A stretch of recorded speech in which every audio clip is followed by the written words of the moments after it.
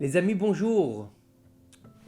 Ravi de vous retrouver en ce Shabbat spécial, Shabbat de Rosh Hashanah, la nouvelle année civile 5784. On finit la 1783 pour rentrer dans l'année 5784 et c'est un Shabbat, premier jour de Rosh Hashanah et le deuxième jour sera bien sûr dimanche. Et il faut savoir que la semaine dernière nous avons lu la parashat Nitzavim Vayeler, qui sont les parachiotes qui sont en général lus avant pour Nitzavim Rosh Hashanah et avant Yom Kippour pour Vayeler. Mais cette année, elles étaient ensemble. Et il faut savoir que d'habitude, avant qu'il y ait Rosh Chodesh, on va appeler le Shabbat Shabbat Mevarechim. Mais en fait, et on va faire une bénédiction. Mais cette semaine, nous n'avons pas fait de bénédiction la semaine dernière. Parce que, en fait, on n'annonce pas le nouveau mois. Parce que le mois de Tishri, c'est le premier mois de l'année. Alors il faut savoir pourquoi est-ce que pour le mois de Tishri, on ne va pas annoncer comme tous les mois et on va faire le Yiraton qu'on fait chaque mois. Le Baal Shem Tov nous explique que nous bénissons pas ce mois-ci parce que Akadosh Baruch Hu lui-même le bénit. D'habitude, c'est nous qui bénissons, là c'est Akadosh Baruch Hu qui le bénit. De la bénédiction d'Hachem du mois de Tishri, le premier mois de l'année, nous recevons le pouvoir de bénir les 11 autres mois de l'année à venir. C'est-à-dire que on va être l'ustensile de bénédiction d'Akadosh Baruch Hu pour les 11 mois qui suivent. Quelle est la bénédiction d'Hachem pour le mois Tishri? Ayom nitzavim ayom atem nitzavim ayom. Vous tenez debout aujourd'hui. Le mot aujourd'hui de la parasha Nitzavim qu'on a lu se réfère à Rosh Hashanah. Vous tenez debout signifie que vous sortirez victorieux dans le verdict, puisque nous allons passer en jugement à Rosh Hashanah, jour de Rosh Hashanah, et Hachem bénit le peuple d'Israël afin qu'il mérite d'être inscrit et scellé dans le livre de la vie pour une année douce et heureuse. Bien qu'il ait fait des fautes, bien qu'il s'est trompé, Akadosh Baruch Hu, il a décidé d'être miséricordieux avec son peuple.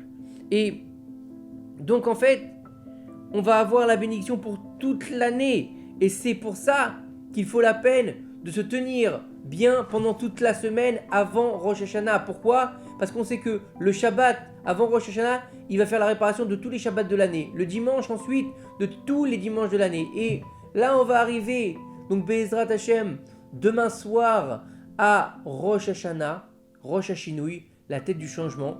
Et c'est là qu'on va devoir demander à Akadosh Baruch Hu d'avoir une nouvelle année.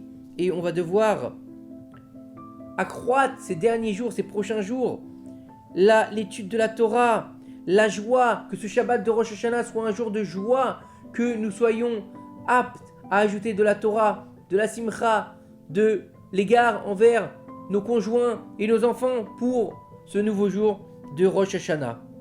Et il faut bien sûr ne pas oublier que cette semaine, il faut aller tôt à la synagogue plutôt que d'habitude, puisque la prière de Rosh Hashanah est plus longue, même s'il n'y a pas le shofar cette année, le premier jour. Il est écrit que le lion a rugi, qui n'aurait pas peur? Hachem a parlé, qui ne prophétiserait pas? Le Shlach Kadosh, il explique à ce sujet que le mot lion se réfère au grand jour saint.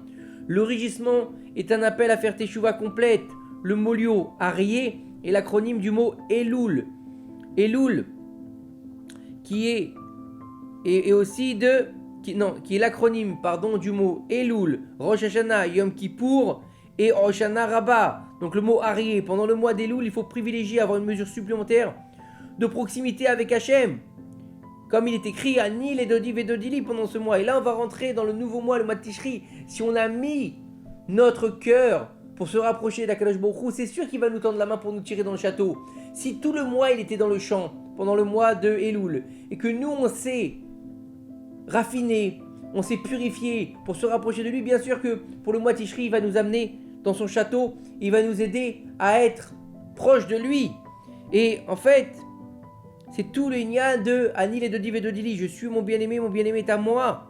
C'est-à-dire que, après que l'homme soit préparé pendant tout le mois d'Elul avec l'introspection, avec les slichot, à réparer les imperfections de la pensée, de la parole et de l'action, alors maintenant, il va devoir continuer son travail.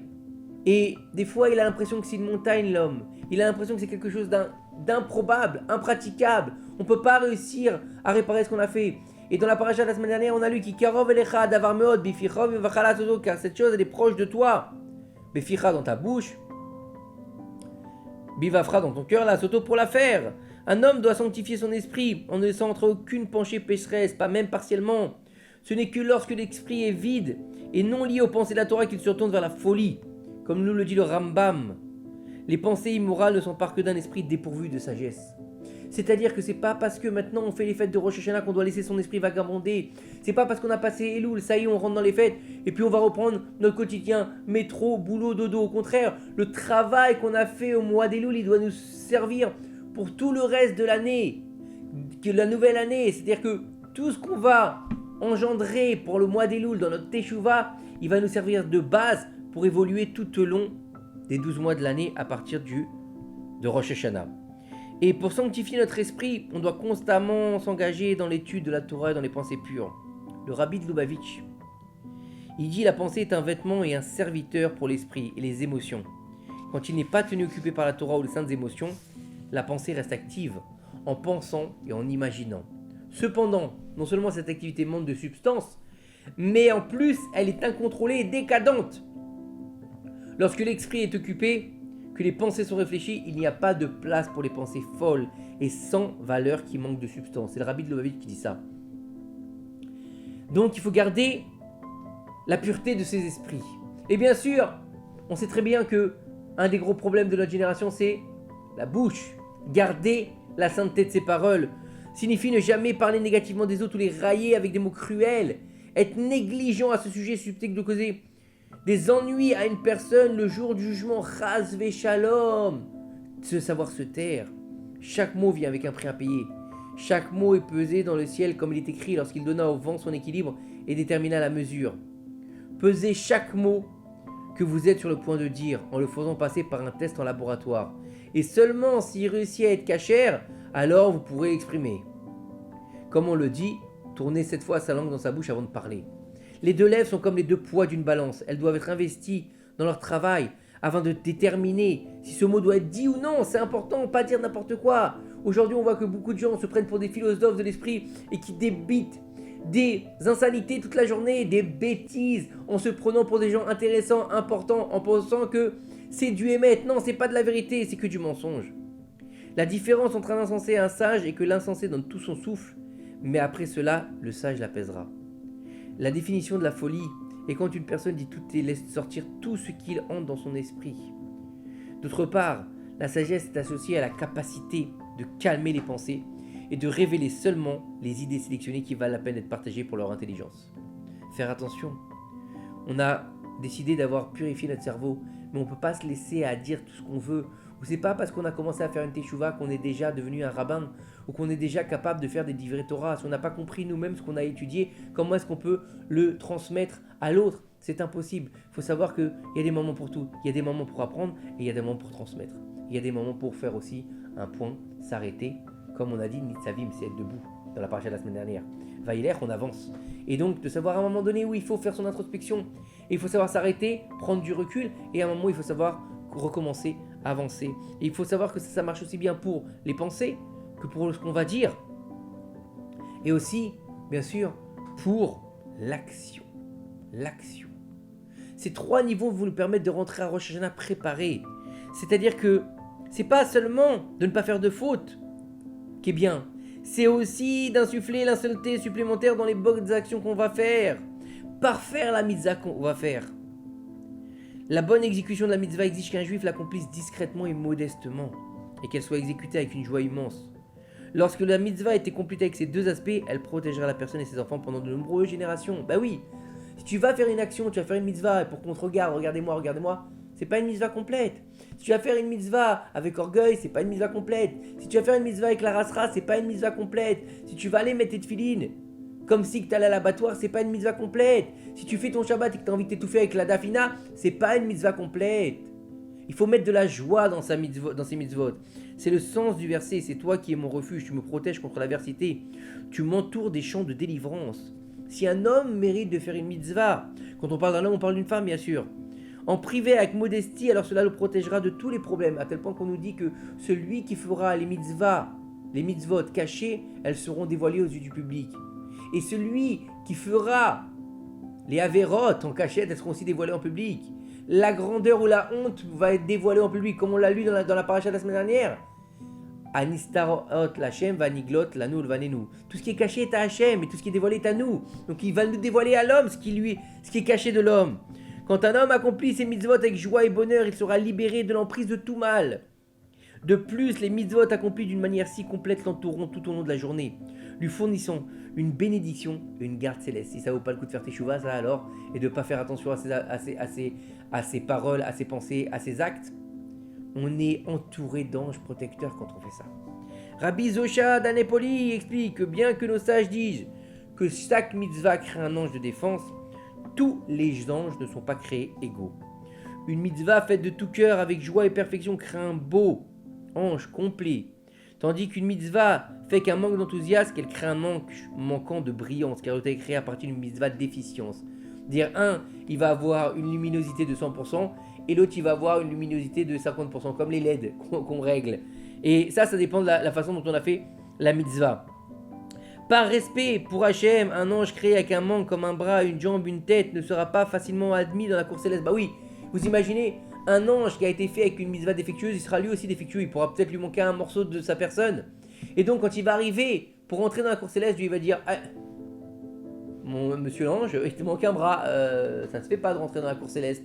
C'est devant le patron quand même, le patron il veut pas que tu sois négligé, toi il te manque un pied, tu peux pas rentrer. C'est comme, voilà, on rentre pas bien habillé chez un ministre, et bah pareil, on rentre pas incomplet chez Akadosh Baruch Hu. Et il ne pourra pas plaider en faveur de ce juif. Donc, si vous avez décidé d'aller prier, c'est merveilleux. Alors appliquez-vous pleinement à prier Hachem avec joie.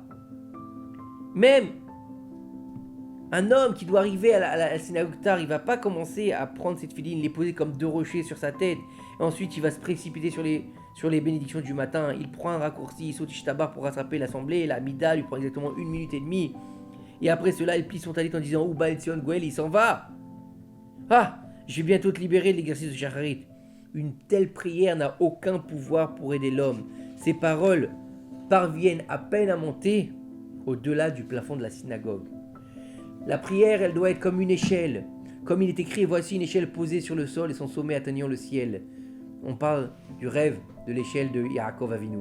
L'homme commence au sol en bas de l'échelle et est chargé de rectifier le monde de l'action en lisant les sacrifices, puis il monte au monde de la Yetzira, de la formation en disant la Psuké des Imra. Le prochain échelon est le monde de la Bria, la création, auquel on accède par le Kriyat Shema qu'on fait 2 fois par jour. Enfin, on atteint le sommet de la Amida qui se trouve dans le monde de la Hatzilut, l'émanation. Comme dans le verset, son sommet atteint le ciel.